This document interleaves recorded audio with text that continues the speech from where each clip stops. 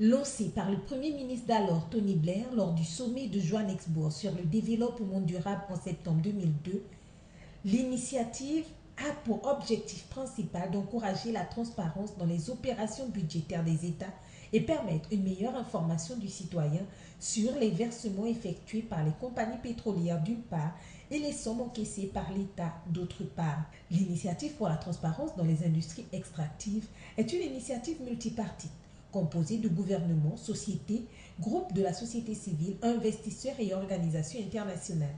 Il s'agit d'une initiative volontaire qui est mise en place par les pays dont les gouvernements l'ont ratifiée. Le Gabon est le premier pays francophone à avoir adhéré à l'initiative en 2004. Cette initiative permet aux populations, aux compagnies, de s'accorder en ce qui concerne certains éléments précis par rapport à la richesse donc extraite du sous-sol gabonais. Ainsi, à l'instar de ses pairs, le Gabon, qui a adhéré de son plein gré, s'engage à publier ce qu'il reçoit des sociétés extractives, en même temps que ces dernières publient ce qu'elles paient au gouvernement. Ces chiffres sont alors rapprochés ou non selon le cas. Un pays est jugé conforme quand il a complété tout le processus de validation. En 2004, 2005, 2006, le Gabon produit des rapports dont l'ETI n'a de cesse de déplorer l'escamotage. Plus tard, le rapport 2008 sera très attendu et l'épée de Damoclès qui pèse sur le pays candidat se fait sentir. Si en juin 2011, le Gabon obtient une prolongation de son statut, il avait jusqu'en décembre 2012 pour se mettre à jour. Cependant, rien n'y fait et le mercredi 27 février 2013, réuni à Oslo en Norvège, le conseil d'administration de l'initiative pour la transparence des industries extractives décide de la radiation du Gabon. Motif, le pays n'a pas respecté le rythme de publication des rapports indiqués par l'initiative. La publication des rapports étant un élément très important dans les anciennes règles de ITI, le Gabon n'a pas pu, jusqu'à son exclusion, publier des rapports. Ce qui a fait en sorte que nous avons été non validés au premier essai, nous avons été non validés au deuxième essai, et les règles étant claires, le Gabon est sorti de là. Ce que nous avons ressenti, c'était une désolation. Désolation parce que, après avoir fait cet effort, et surtout que la société civile a là un outil qui lui permette de pousser le débat plus loin en termes de transparence, en termes de bonne gouvernance. C'est un outil ITI, un outil de bonne gouvernance. La nouvelle tombe telle en couperie. Quand le Gabon a été donc mis en dehors de l'initiative pour la non-publication des rapports, nous avons été très embêtés et 6 mois avant, nous avions mené un certain nombre de démarches pour que nos collègues de la société civile qui étaient à l'intérieur puissent partir pour ne pas se rendre responsables de la qualité des rapports qui n'étaient pas publiés, mais aussi de ne pas se rendre responsables sur le fait que le Gabon avait quand même eu de la volonté. La République gabonaise est l'un de ces États qui avait, par le biais de son premier responsable à l'époque, adhéré à l'initiative. Nous avions un bon parcours, nous avions atteint une vitesse de croisière raisonnable, et puis hop, voilà, nous avons craché. Et cette situation nous a amené à tenir et à conduire des réformes au sein de la coalition locale. Quand le Gabon a été exclu de l'initiative EITI, ITIE en français, en février 2013, était un sentiment de déception. Avec tous les efforts qui avaient été déployés de part et d'autre depuis 2004, le Gabon étant le premier pays francophone à avoir adhéré à l'initiative, c'était vraiment très décevant de voir que, en bout de course, que le résultat escompté n'avait pas été obtenu. Et donc c'était vraiment une déception de voir le Gabon exclu de l'initiative. Les autorités gabonaises accusent le coup. Plus tard, le chef de l'État, son Excellence Ali Bongo Ondimba, instruit le gouvernement à corriger l'éviction et renforcer la gouvernance en ce qui concerne la gestion des pouvoirs publics. Aujourd'hui, le Gabon s'active pour réintégrer ce groupe d'intérêts. Nous avons été exclus il y a 2 ans, je pense, à peu près 2 ans, pour des problèmes d'interprétation, je peux dire, entre le secrétariat international de cette initiative et le groupe d'intérêt chargé de la mise en œuvre de cette initiative au niveau du Gabon. Le chef de l'État a donné instruction au gouvernement d'examiner exactement pour quelles raisons il y a eu l'exclusion du Gabon, qu'est-ce qui n'a pas marché, afin d'essayer donc de corriger et de repartir sur une nouvelle base. Comme vous le savez, la gouvernance constitue l'un des fondements du programme du chef de l'État. Et nous voulons renforcer la gouvernance. D'ailleurs, malgré l'exclusion du Gabon de cette initiative, nous avons continué à faire des efforts pour renforcer la gouvernance en ce qui concerne la gestion des finances publiques. Une démarche largement validée par les partenaires nationaux et internationaux au développement déterminés à accompagner le Gabon. Aujourd'hui, nous parlons de revenir dans le processus ETI. Le secteur pétrolier, dans lequel vous avez des sociétés qui sont cotées en bourse, vous avez des sociétés avec des actionnaires qui voudraient avoir quand même le label de communiquer ce qu'ils payent aux États, qui voudraient être en transparence vis-à-vis des banques qui leur accordent les crédits, ne peuvent que soutenir le processus du retour du Gabon dans le ETI. Société civile et gouvernement donnent de la voix. Aujourd'hui, nous, Croissance et l'environnement, qui a donc sensibilisé les plus hautes autorités de l'époque, c'est-à-dire le Premier ministre, la Banque mondiale et les partenaires au développement de manière globale, se réjouit du retour du Gabon. Mais ce retour, pour notre part, devrait se mettre en place avec un certain nombre de principes.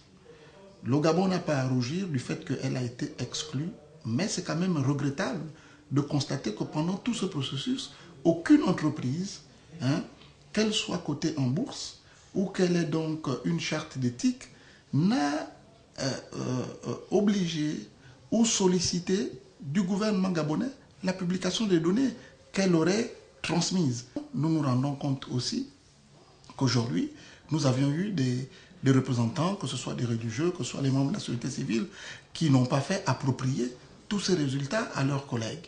Alors, quelle sera la position aujourd'hui?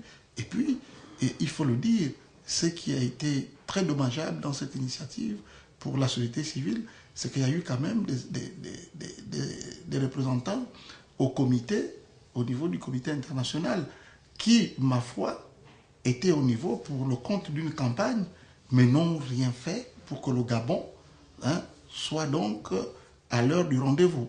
Et malheureusement, l'image que cela a donnée devrait être impactée aussi sur ces différents responsables. L'initiative a adopté une nouvelle norme d'information beaucoup plus solide et exhaustive qu'avant.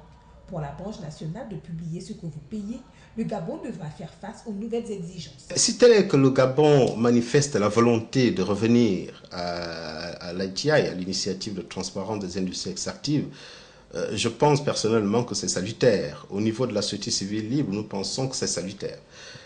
Sauf que, il faut se dire une chose, il y a des règles qui ont changé en 2013 à Sydney.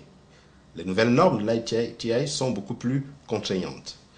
Il va falloir que le gouvernement réfléchisse, il va falloir que le gouvernement fasse énormément d'efforts.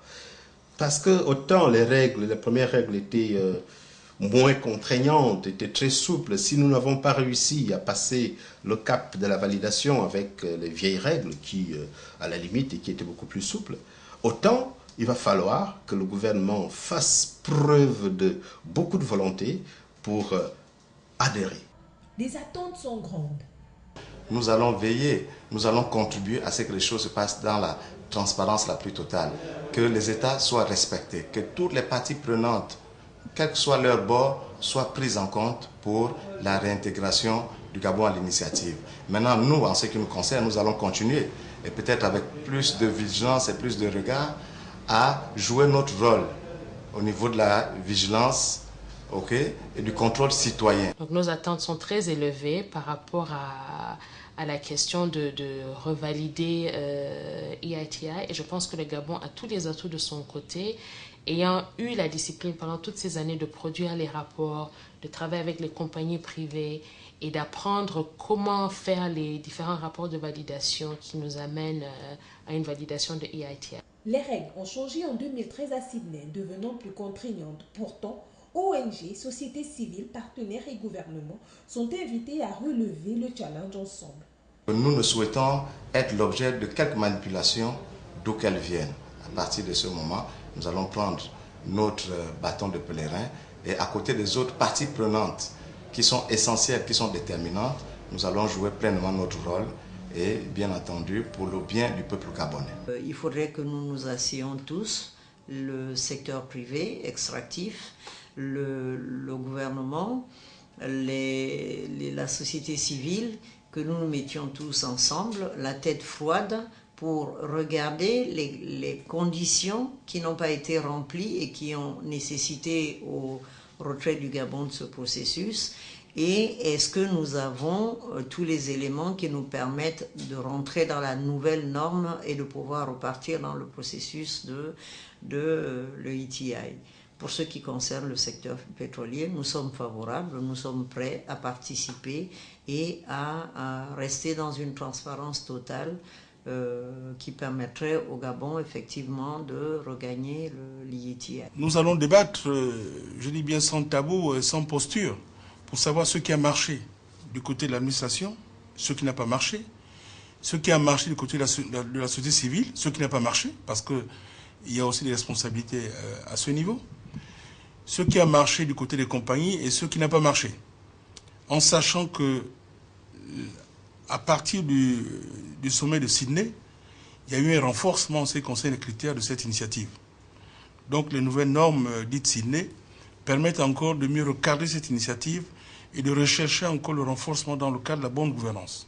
Au nombre des actions menées pour atteindre l'objectif fixé, l'organisation à Libreville de l'atelier national de réflexion sur lequel repose beaucoup d'espoir.